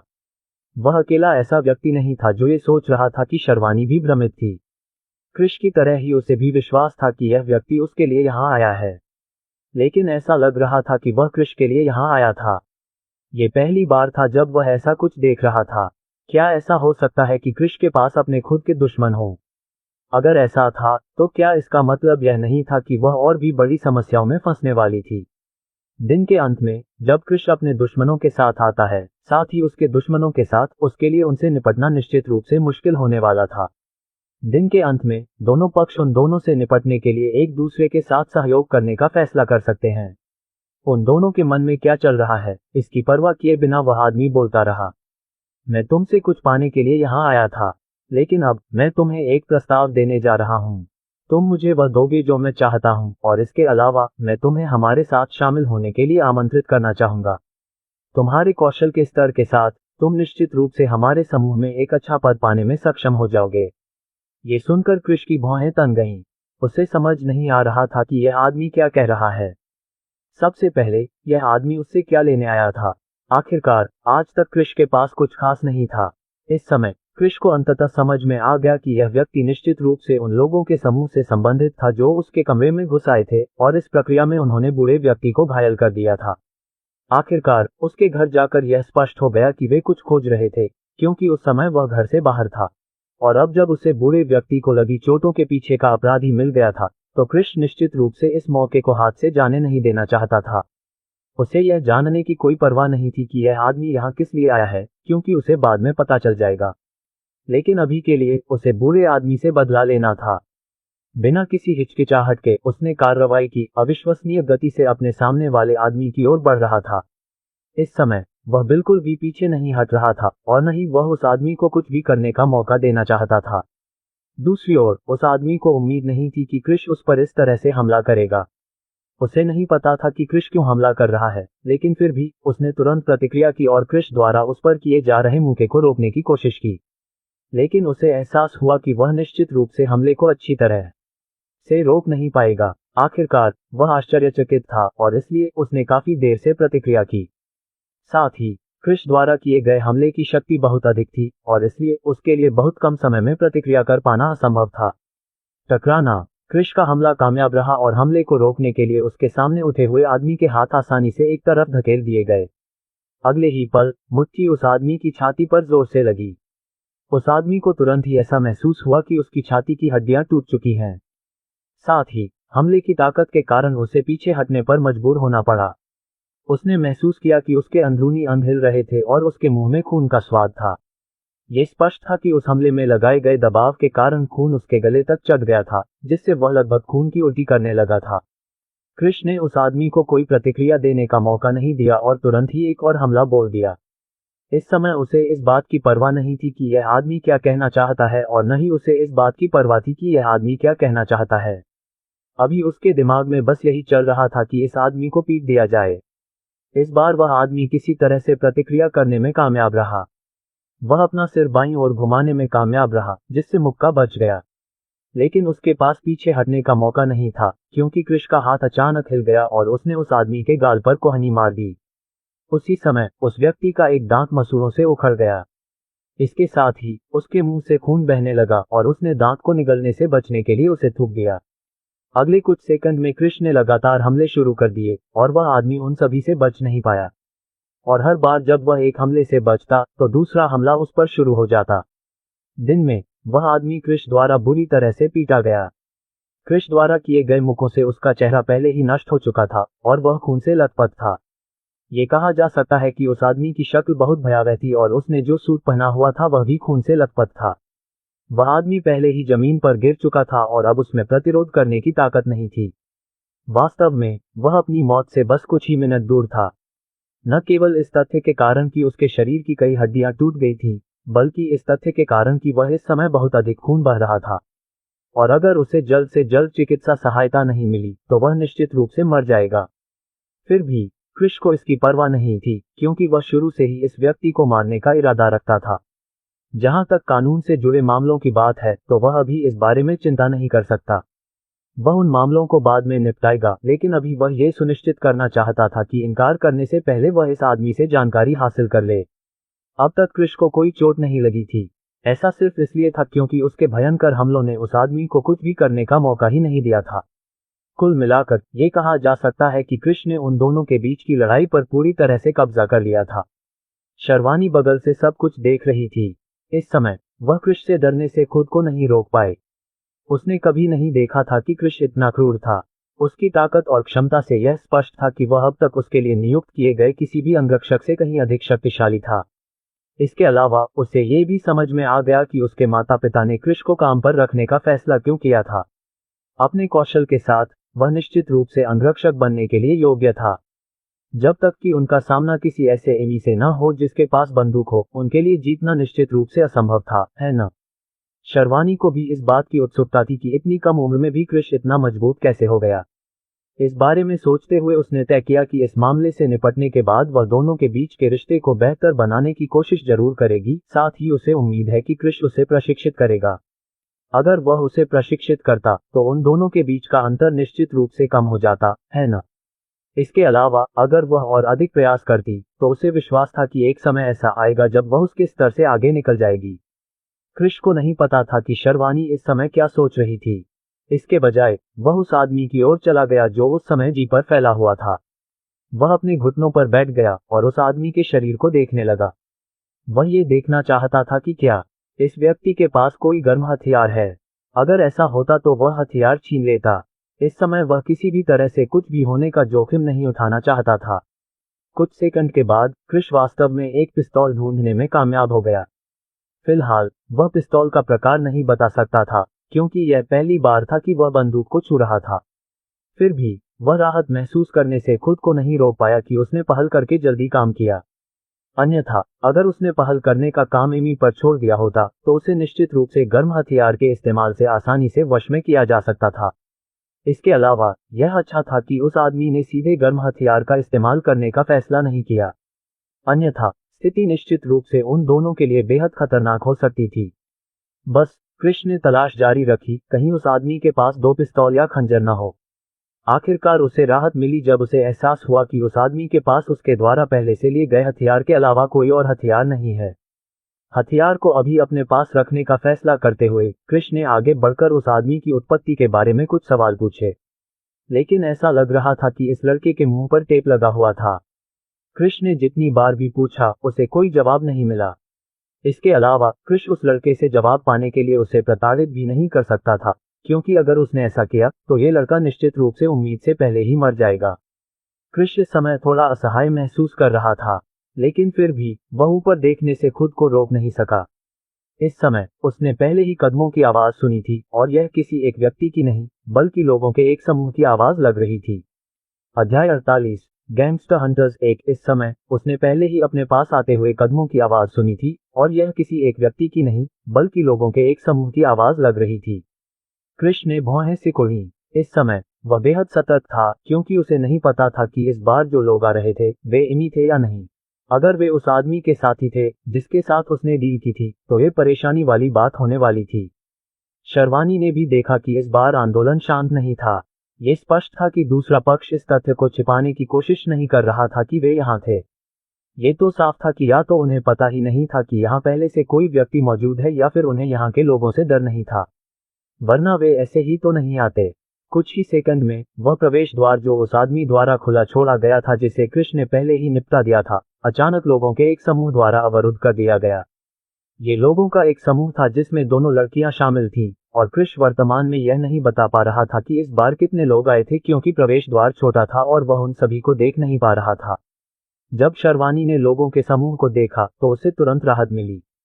दूसरी ओर कृष्ण को तुरंत एहसास हुआ कि वे निश्चित रूप से उस आदमी के साथ नहीं थे जिसके साथ उसने व्यवहार किया था। आखिरकार उनमें से हर एक युवा लग रहा था और उनके पहनावे तथा उनके हाव भाव से यह स्पष्ट था कि वे निश्चित रूप से किसी आक्रामकता के लिए यहाँ नहीं आए थे। खैर, मैंने कभी नहीं सोचा था कि तुम इतनी जल्दी आओगे। सामान्य परिस्थितियों में तुम सबसे आखिर में आते। क्या बदल गया? लहराते भूरे बालों वाले एक युवक ने चेहरे पर दिलचस्प मुस्कान के साथ पूछा।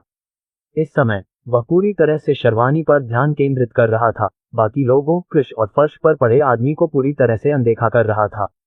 उसके लिए शर्वानी के अलावा किसी और चीज की परवाह नहीं थी। दूसरी ओर शर्वानी ने भौहें सिकुड़ी। ये स्पष्ट था कि वह दूसरे पक्ष द्वारा कही गई बातों से खुश नहीं थी। फिर भी उसने कोई प्रतिक्रिया नहीं दी और बस चुप रही। वास्तव में समूह को एक नजर देखने के बाद उसने अपना ध्यान वापस कृष और जी पर बैठे आदमी पर केंद्रित कर दिया। ये पहले से ही समझ में आ चुका था कि समूह खतरनाक नहीं था, इसलिए कृष ने अब उन पर ध्यान नहीं दिया। बेशक अगर वह कहता कि उसने उन्हें पूरी तरह से अनदेखा कर दिया तो ये झूठ होगा। इसके बजाय वह न केवल उन्हें ध्यान दे रहा था, बल्कि अगर वे कोई ऐसा काम करते या करते जो शर्वानी और उसके लिए खतरनाक होता तो वह निश्चित रूप से समय पर प्रतिक्रिया करने में सक्षम होता। दूसरी तरफ जिस युवक को नजरअंदाज किया गया था उसे कोई आपत्ति नहीं थी। उसे पहले से ही इस बात की आदत हो चुकी थी कि शर्वानी इस तरह का व्यवहार करती है। वह हमेशा कुछ चीजों में दिलचस्पी रखती थी और इसलिए यह आश्चर्य की बात नहीं थी कि उसने उसके द्वारा पूछे गए सवाल को नजरअंदाज कर दिया। उसने अपना कंधा उचकाते हुए अपनी नजरें दूसरी तरफ घुमाई और शर्वानी से थोड़ी ही दूरी पर खड़े दूसरे व्यक्ति की तरफ देखा। जब उसे एहसास हुआ कि वह इस युवक को पहचान नहीं पाया तो वह अपनी आंखें सिकुड़े बिना नहीं रह सका। ये पहली बार था जब वह उसे देख रहा था। इसके अलावा थोड़ी देर तक प्लेटफॉर्म पर देखने के बाद उसे उन दोनों और उस आदमी के अलावा कोई और दिखाई नहीं दिया जो अपने ही खून से लथपथ जी पर पड़ा था। ये स्पष्ट था कि लक्ष्मण और अन्य लोग मंच पर नहीं थे। कम से कम वे मंच पर तो नहीं थे।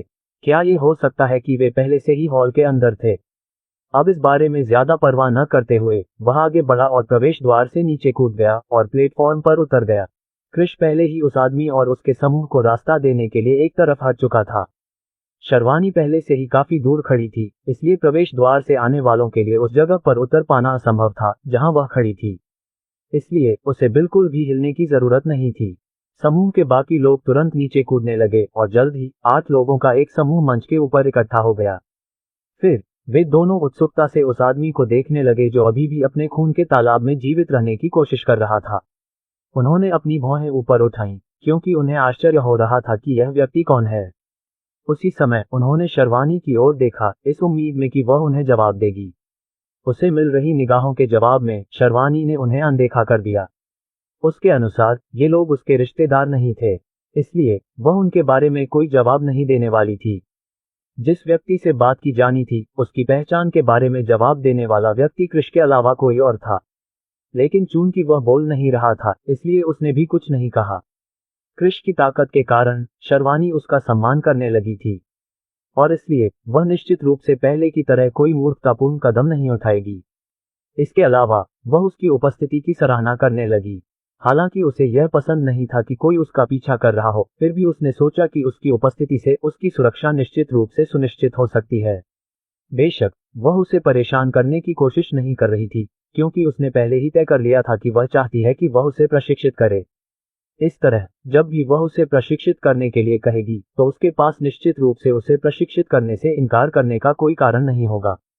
यह महसूस करने के बाद कि उन्हें शर्वानी से कोई जवाब नहीं मिलने वाला, समूह ने अपना ध्यान कृष की ओर लगाया। लेकिन शर्वानी की तरह ही कृष ने भी समूह को पूरी तरह से नजरअंदाज कर दिया।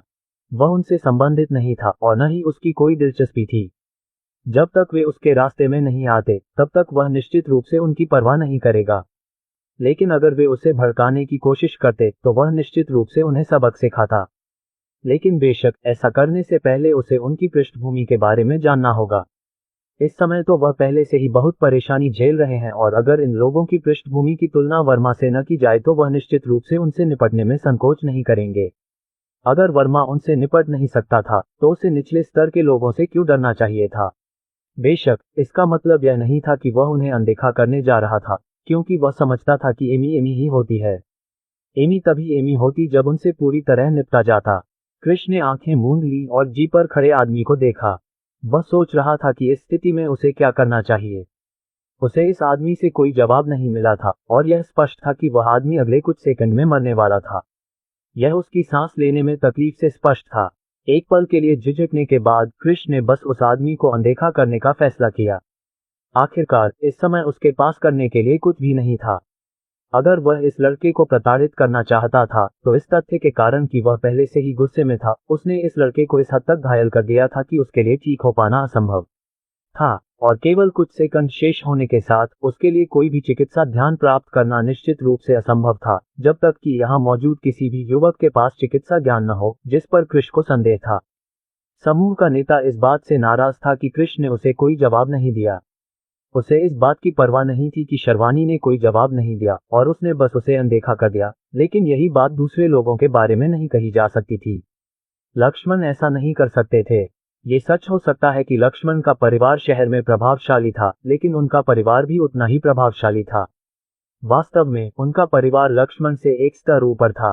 अरे, तुम मुझे क्यों नहीं बताते कि यहाँ क्या हो रहा है? यह आदमी कौन है और क्यों मर रहा है? कंधों तक पहुंचते लहराते भूरे बालों वाले युवक ने पूछा।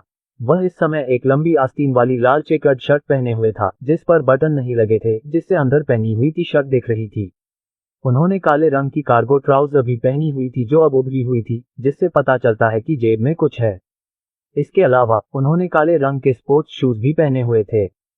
सवाल सुनने के बाद कृष ने इस आदमी को अनदेखा करने का फैसला किया। आखिरकार ऐसा नहीं था कि उसे हर सवाल का जवाब देना था।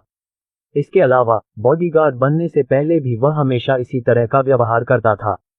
अगर कोई उसके पास आकर इस तरह की कोई बात पूछता जब तक कि वह उसका बॉस न हो तो कृष के लिए जवाब देना असंभव था। ज्यादातर समय वह दूसरे पक्ष को अनदेखा कर देता, जो कि ज्यादातर युवा लोगों को परेशान करता था। यही कारण था कि वह कई सड़क झगड़ों में शामिल था, क्योंकि जिन लोगों को नजरअंदाज किया गया था उनमें से अधिकांश इसे बर्दाश्त नहीं कर सके और तुरंत लड़ाई शुरू कर दी। अनदेखा किए जाने पर युवक अपने दिल में क्रोध महसूस करने से खुद को नहीं रोक सका, लेकिन फिर भी उसने कुछ नहीं किया और बस कृष को देखता रहा। इस समय वह कृष की पहचान के बारे में सोच रहा था, ये देखते हुए कि वह शर्वानी के करीब था, लेकिन उसने उसे पहले कभी नहीं देखा था। वह कुछ कहना चाहता था, लेकिन इससे पहले कि वह कुछ कहता, उसे कदमों की आहट सुनाई दी। कुछ ही देर में लक्ष्मण और उसके साथियों का समूह प्रवेश द्वार के ऊपर आ गया और अंदर झांकने लगा। लक्ष्मण के चेहरे पर चिंता के भाव थे। अध्याय 49 गैंगस्टर हंटर्स 2। कुछ ही देर में लक्ष्मण और उनके साथियों का समूह प्रवेश द्वार के ऊपर आ गया और अंदर देखने लगा। लक्ष्मण के चेहरे पर चिंता की लकीरें थीं। इससे पहले उसके पिता ने उसे रोक लिया था क्योंकि उसे लगा था कि कुछ गड़बड़ है। वह जल्द से जल्द यहाँ पहुंचना चाहता था, लेकिन उसे पहले इस समस्या से निपटना था। जैसे ही उसने इस मामले को संभाला, वह अपने साथ आए लोगों के समूह के साथ यहाँ पहुंच गया।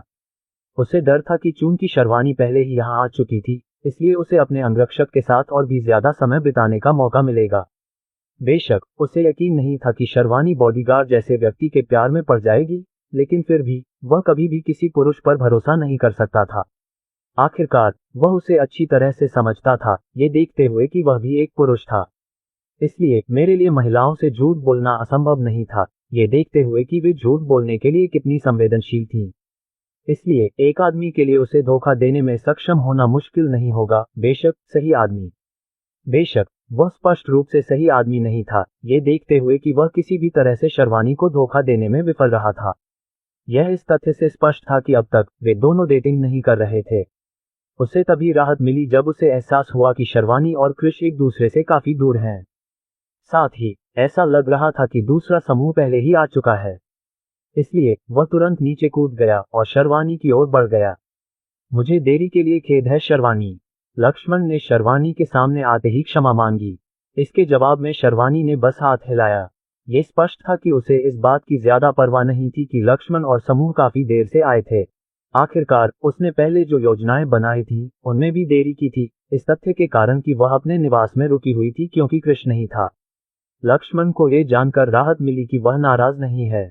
ज्यादातर मामलों में जब वह देरी करता था तो उसे शर्वनी से डर जरूर लगता था, लेकिन पिछले 2 बार जब उसने देरी की थी तो शर्वनी उतनी निराश नहीं दिखी थी। लेकिन बेशक वह इस बात से खुश नहीं था कि वह हमेशा देर से आता था। आखिरकार पिछली बार जब वह देरी से आया था तो शर्वानी पर हमला हुआ था, और आज ऐसा लग रहा था कि फर्श पर पड़े उस आदमी को देखकर फिर से कुछ हुआ है। इस समय वह व्यक्ति पहले ही इनकार कर चुका था। उसे किसी भी तरह की चिकित्सा सुविधा नहीं मिली थी और उसने पहले ही अत्यधिक रक्त की कमी से इनकार कर दिया था।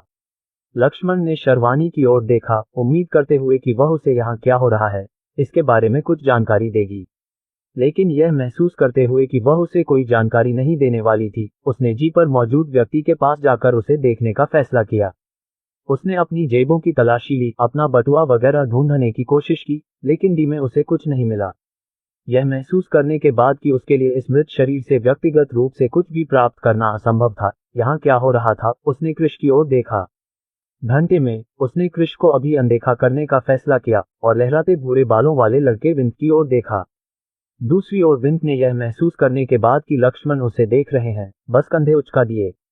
आखिरकार वह खुद भी इस बारे में पूरी तरह से अनजान था कि यहाँ क्या हो रहा है, तो वह लक्ष्मण को इसके बारे में क्या बताएगा।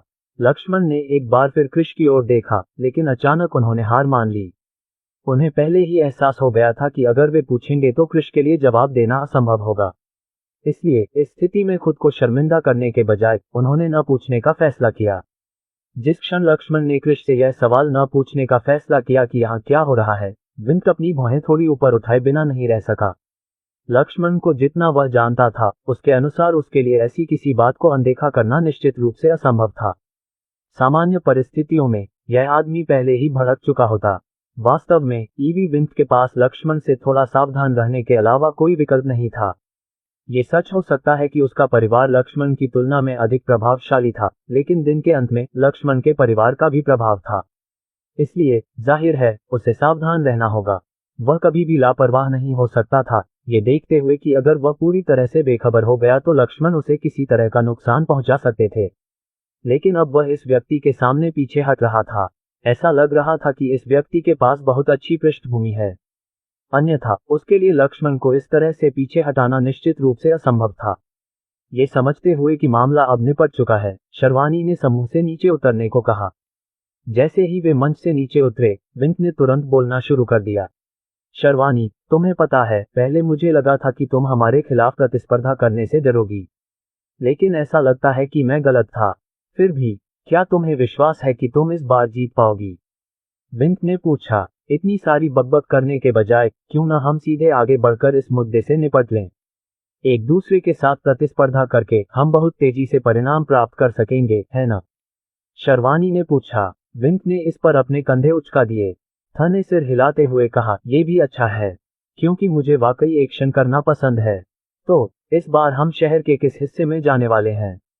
शर्वानी कुछ कह पाती उससे पहले ही लक्ष्मण आगे बढ़कर बोल पड़ा, इस बार बदमाशों से निपटने के लिए हम शहर के पूर्वी हिस्से की ओर जा रहे हैं। मुझे जो जानकारी मिली है उसके अनुसार शहर के उस हिस्से में बदमाशों का बोलबाला है। चेहरे पर हल्की मुस्कान के साथ लक्ष्मण ने कहा, इसके अलावा वे काफी क्रूर भी हैं। इसलिए अगर हम आगे बढ़कर उनसे निपटते हैं तो हमारे लिए विजेता की पहचान करना काफी आसान हो जाएगा। आखिरकार यह पाक में टहलना आसान नहीं होगा। जब उसने ये सुना तो कृष अपनी भौहें थोड़ी ऊपर उठाए बिना नहीं रह सका। वह शहर के पूर्वी हिस्से में रहता था, ठीक ठीक कहें तो बिजनेस स्ट्रीट में। और जैसा कि लक्ष्मण ने कहा था, शहर के उस हिस्से में गुंडे थोड़े ज्यादा खूंखार हो गए थे। वे अपनी हरकतों में काफी बेखौफ थे और उन्होंने दिन में भी लूटने की हिम्मत की। ये स्पष्ट था कि उनके पास ऐसा कुछ करने के लिए किसी तरह का समर्थन था, अन्यथा उनके लिए ऐसा कुछ करना असंभव था, खासकर इस तथ्य को देखते हुए कि कानून और पुलिस मौजूद थी। आखिरकार, हालांकि ज्यादातर मामलों में गैंगस्टर गिरफ्तार तो हो जाते थे, लेकिन कुछ ही घंटों में उन्हें फिर से रिहा कर दिया जाता था। और जैसे ही वे रिहा होते थे, वे फिर से अपराध करने लग जाते थे। इसके अलावा कृष ये सोचे बिना नहीं रह सका कि आखिर यह समूह यहाँ क्यों इकट्ठा हुआ है।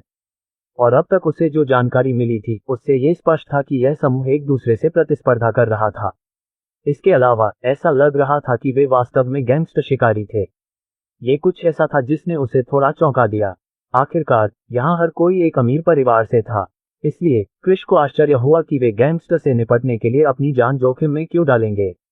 दिन के समय अधिकांश गैंगस्टर वास्तव में किसी व्यक्ति की पृष्ठभूमि की परवाह नहीं करते थे। यह मुख्य रूप से उन निम्न स्तर के गैंगस्टरों पर लागू होता था जो कभी भी जानकारी की परवाह नहीं करते थे। उनके लिए जब तक वे वर्तमान में जीते हैं, उन्हें भविष्य की ज्यादा परवाह नहीं होगी। इसलिए वे राष्ट्रपति की हत्या कर सकते हैं जब तक उन्हें परिणामों की ज्यादा परवाह किए बिना मौका मिले, जब तक कि उनके फायदे शामिल हों। समूह ने थोड़ी और चर्चा की। उनके अनुसार वे आज वहां जाएंगे, ये दर्शाता है कि वे आज निश्चित रूप से परिसर में नहीं जाएंगे। वे कार्रवाई करने का निर्णय लेने से पहले गैंगस्टरों के बारे में थोड़ी और जानकारी प्राप्त करने जा रहे थे। इस बार गैंगस्टर्स से निपटने का निर्णायक कारक सरल था। उन्हें एक ही समूह से निपटना था। शर्वानी का समूह और विंत का समूह एक दूसरे के खिलाफ प्रतिस्पर्धा करेंगे कि कौन दूसरों की तुलना में अपने स्वयं के गैंगस्टर्स के समूह को जल्दी से खत्म करने जा रहा है। उन्मूलन से तात्पर्य यह नहीं था कि वे उन्हें मार डालेंगे, इसके बजाय वे उन्हें पुलिस को सौंपने से पहले बस पीटने वाले थे। लेकिन निश्चित रूप से किसी को भी गैंगस्टरों से निपटने से पहले पुलिस को बुलाने की अनुमति नहीं थी। लेकिन जाहिर है वे सीधे माफिया मालिकों से नहीं निपटेंगे। इसके बजाय वे केवल निम्न स्तर के गैंगस्टर समूहों से निपटने पर ध्यान केंद्रित करेंगे। अगर वे और ऊपर जाने का फैसला करते हैं तो उन्हें उन एमीज से निपटना होगा जिनके पास गर्म हथियार हैं, जो बेहद खतरनाक है। कृष इस मामले पर आपत्ति जताना चाहता था क्योंकि शर्वानी को इस मामले में शामिल नहीं होना चाहिए था। आखिरकार इस समय वह खतरे में थी क्योंकि वर्मा परिवार के सदस्य उसे निशाना बना रहे थे। गैंगस्टरों के ठिकाने पर जाने का फैसला करके वर्मा को अगर यह जानकारी मिल जाती तो वे निश्चित रूप से कार्रवाई करने में संकोच नहीं करते। इसलिए उनके लिए वहां न जाना ही बेहतर था। लेकिन इस बारे में सोचते हुए कृष ने ये कहने का फैसला छोड़ दिया। आखिरकार ऐसा नहीं था कि शर्वानी वैसे भी उसकी बात मानेगी। अध्याय 50 शिकार। एक समूह ने आगे बढ़कर व्यवस्थाएं की और फिर अंततः निकल पड़े। वे एक साथ निकलने वाले थे, लेकिन जैसे ही वे शहर के पूर्वी हिस्से में पहुंचे, वे तुरंत अलग अलग समूहों में फैल गए। वैसे भी वहां सिर्फ दो ही समूह थे, एक जिसका नेतृत्व शर्वानी कर रही थी और दूसरा जिसका नेतृत्व विंत कर रहा था।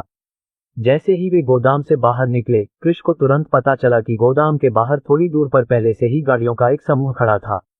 इस समय वह ये सोचे बिना नहीं रह सका कि क्या इस समूह को यह डर नहीं था कि इस इलाके में कई आलीशान गाड़ियां होने से वे लोगों का ध्यान आकर्षित करेंगे। फिर भी हॉल के बारे में सोचते हुए ये स्पष्ट था कि वहां अंदर कोई महत्वपूर्ण चीज नहीं थी। इसलिए यदि कोई यहां आए और यह जानने को उत्सुक हो कि युवा यहां क्या कर रहे हैं, तो ये स्पष्ट था कि उन्हें कोई महत्वपूर्ण चीज नहीं मिलेगी। सभी अपनी अपनी गाड़ियों में बैठ गए, जबकि कृष शर्वानी की गाड़ी में बैठ गया।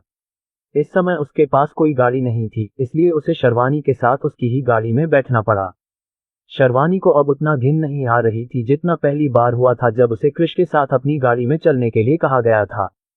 फिर भी वह निश्चित रूप से उसकी कंपनी से बहुत सहज नहीं थी, ये देखते हुए कि वह हर जगह उसका पीछा करने वाला था।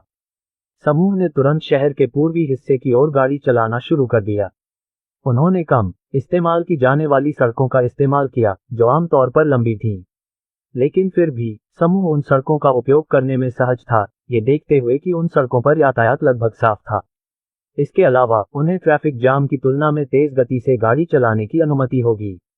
इसलिए हालांकि उन्हें लंबा रास्ता लेना होगा, लेकिन वे उन लोगों की तुलना में अपने गंतव्य पर पहले पहुंच सकते हैं जो छोटे रास्ते से गए होंगे। 50 मिनट से ज्यादा समय के बाद, यानी लगभग 1 घंटे के बाद, समूह आखिरकार शहर के पूर्वी हिस्से में पहुंच गया। उस समय वे 2 समूहों में विभाजित हो गए और उनमें से हर एक उस गैंगस्टर समूह के स्थान की ओर बढ़ गया जिसका उन्हें ध्यान रखना था। इसी समय क्रिश को सिस्टम से एक प्रॉम्प्ट मिला। प्रॉम्प्ट के कंटेंट को देखकर वह हैरान रह गया। वैकल्पिक मिशन जनरेटेड, क्लिक शेरवानी को प्रतियोगिता जीतने में सहायता करें। इनाम मिशन पूरा होने के परिणामों के अनुसार जनरेट किया जाएगा। क्रिश को यह सुनकर थोड़ा आश्चर्य हुआ। सच कहूं तो उसे उम्मीद नहीं थी कि उसे ऐसा मिशन मिलने वाला है, लेकिन इस बारे में ज्यादा सोचने पर लगा कि यह मिशन काफी खतरनाक था। आखिरकार भले ही वे केवल छोटे मोटे गुंडों से निपट रहे थे, लेकिन कोई भी इस बारे में, अपनी सुरक्षा के बारे में पूरी तरह आश्वस्त नहीं हो सकता था। दिन के मध्य में छोटे गुंडे उन पर हमला करने और उन्हें चौंका देने का मौका पा सकते थे। अगर ऐसा कुछ हुआ तो ये युवाओं के इस समूह के लिए बेहद खतरनाक होगा। लेकिन जिस बात ने क्रिश को और भी हैरान कर दिया वह ये थी कि सिस्टम के अनुसार इस बार कोई खतरा नहीं था। अन्यथा सिस्टम ने निश्चित रूप से शेरवानी की रक्षा के लिए उसके बारे में एक मिशन शुरू किया होता। कम से कम उसने तो यही सोचा था। डी में उसने बस अपने कंधे उचका दिए। चाहे कुछ भी हो, उसे यह सुनिश्चित करना होगा कि शेरवानी और उसका समूह प्रतियोगिता जीत जाए। वह इस बात को लेकर भी काफी उत्सुक था कि मिशन पूरा होने के बाद सिस्टम उसे क्या इनाम देने वाला था। वह अपनी सीट पर ही बैठा रहा जबकि शेरवानी गाड़ी चलाती रही। ऐसा लग रहा था कि वह इस इलाके से परिचित नहीं थी, क्योंकि वह सड़कों पर चलने के लिए गाड़ी के नेविगेशन सिस्टम का इस्तेमाल कर रही थी। इस बारे में सोचते हुए उसे सिर्फ उस गली का नाम बताया गया था जहां उसे जाना था, और संयोग से ये वही गली थी जहां से क्रिश आया था, बिजनेस स्ट्रीट। क्रिश ने एक समय पर शेरवानी और उसके समूह को निर्देशित करने के बारे में सोचा था, लेकिन बाद में उसने ये काम छोड़ने का फैसला किया। जब तक ये जरूरी न हो, वह निश्चित रूप से ऐसा नहीं करेगा। उसने चुप रहने का फैसला किया, केवल वही बोलेगा जो जरूरी हो और वही करेगा जो उसे करना चाहिए। शेरवानी को नहीं पता था कि क्रिश उस समय क्या सोच रहा था। फिर भी वह कार के नेविगेशन सिस्टम का अनुसरण करते हुए गाड़ी चलाती रही। जैसे जैसे वे सड़कों पर आगे बढ़ रहे थे, वह थोड़ा चिड़चिड़ा होने से खुद को नहीं रोक पाए। आखिरकार यहाँ की सड़कें बेहद खराब हालत में थीं। चूंकि वह स्पोर्ट्स कार चला रही थी, इसलिए ये स्पष्ट था कि उसे सड़कों पर चलने में बहुत परेशानी हो रही थी।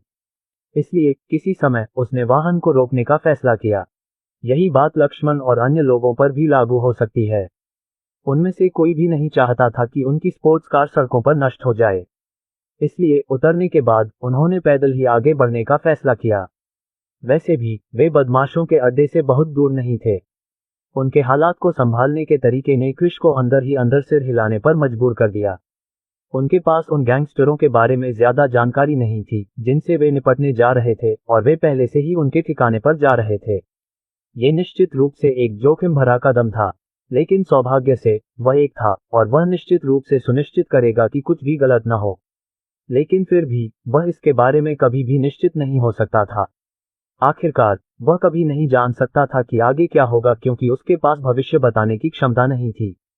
इसलिए किसी भी स्थिति से निपटने के लिए वह बहुत सतर्क रहता था। उन्हें उस क्षेत्र में पहुंचने में लगभग 0 मिनट लगे जहां वे गैंगस्टर्स मौजूद थे जिनसे वे निपट रहे थे। जिस इलाके में वे थे, बिजनेस स्ट्रीट को झुग्गी झोपड़ी वाला इलाका माना जाता था, हालांकि यह इतना भीड़भाड़ वाला नहीं था। फिर भी ये कहा जा सकता है कि शहर का यह हिस्सा निश्चित रूप से उन इलाकों में से एक था जहां अपराध बहुत ज्यादा था। शहर के इस हिस्से में इमारतें बहुत ही जर्जर हालत में थीं और उन्हें मरम्मत की बहुत जरूरत थी। वास्तव में कुछ इमारतें ऐसी दिख रही थीं कि वे किसी भी समय ढह जाएंगी, लेकिन फिर भी वहां कोई तो था जो रह रहा था। ये पहली बार था जब शेरवानी शहर के इस हिस्से में आई थी। गैंगस्टर की तलाश कुछ ऐसा नहीं था जो उन्होंने बहुत पहले शुरू किया था। इसके बजाय उन्होंने लगभग 1 महीने पहले ही शुरू किया था, और ज्यादातर समय वे छोटे गैंगस्टर से निपटते थे जो उच्च डी क्षेत्रों में पाए जा सकते थे। लेकिन अब चूंकि वे प्रतियोगिता को दूसरे स्तर पर ले जाना चाहते थे, इसलिए उन्होंने शहर के इस क्षेत्र में आने का फैसला किया जहां प्रमुख गैंगस्टर पाए जा सकते थे। लेकिन शेरवानी शहर के इस हिस्से में लोगों के रहने के तरीके पर आश्चर्य करने से खुद को नहीं रोक पाए। आखिरकार यह ऐसी स्थिति थी जिसमें वह कभी नहीं रहना चाहेगी। जिस इलाके में वे पहुंचे थे वह एक जीर्ण मंजिला इमारत के सामने था। यह उन बदमाशों के समूह का ठिकाना था जिनसे वे निपटने जा रहे थे। ये जानकारी उन्हें लक्ष्मण ने दी थी, जो बदमाशों के इस समूह के बारे में सबसे पहले जांच करने के लिए आगे बढ़ा था। इमारत के बाहर समूह ने देखा कि वहां कई लोग घूम रहे थे। उनमें से हर एक व्यक्ति खूंखार दिख रहा था और वे बिल्कुल भी अच्छे लोग नहीं लग रहे थे। इसके अलावा उनमें से कुछ लोग खुलेआम खंजर और बेसबॉल बैट जैसे हथियार पकड़े हुए थे। ये स्पष्ट था कि उन्हें पुलिस द्वारा पकड़े जाने का बिल्कुल भी डर नहीं था। जैसे ही उन्होंने देखा कि कुछ युवा लोग उनकी ओर आ रहे हैं, तो वे आश्चर्यचकित हुए बिना नहीं रह सके। आखिरकार इस समूह के पहनावे को देखकर ही यह स्पष्ट हो गया कि वे निश्चित रूप से किसी प्रतिष्ठित पृष्ठभूमि से थे। इसलिए वे ये सोचे बिना नहीं रह सके कि यह समूह यहाँ क्या कर रहा है। क्या ये हो सकता है कि वे यहाँ किसी व्यापारिक सौदे पर बातचीत करने आए हों? जब उन्होंने ये सोचा तो उनमें से एक ने समूह के पास जाकर पूछा, अरे तुम यहाँ क्या करना चाहते हो? अगर तुम्हें यहाँ कोई काम नहीं है तो बेहतर है कि तुम यहाँ से चले जाओ, इससे पहले कि तुम मुश्किल में पड़ जाओ। वह आदमी शर्वानी से बात कर रहा था और उसे ऊपर से नीचे तक देख रहा था। वह उसकी खूबसूरती से प्रभावित हुए बिना नहीं रह सका, लेकिन फिर भी उसने कुछ नहीं किया क्योंकि वह काफी बुद्धिमान था। कई अन्य लोगों से बिल्कुल अलग, वह समझ गया कि इस समूह के लोगों की पृष्ठभूमि निश्चित रूप से कम नहीं थी। इसलिए उनके लिए बेहतर था कि वे उन्हें भड़काए नहीं।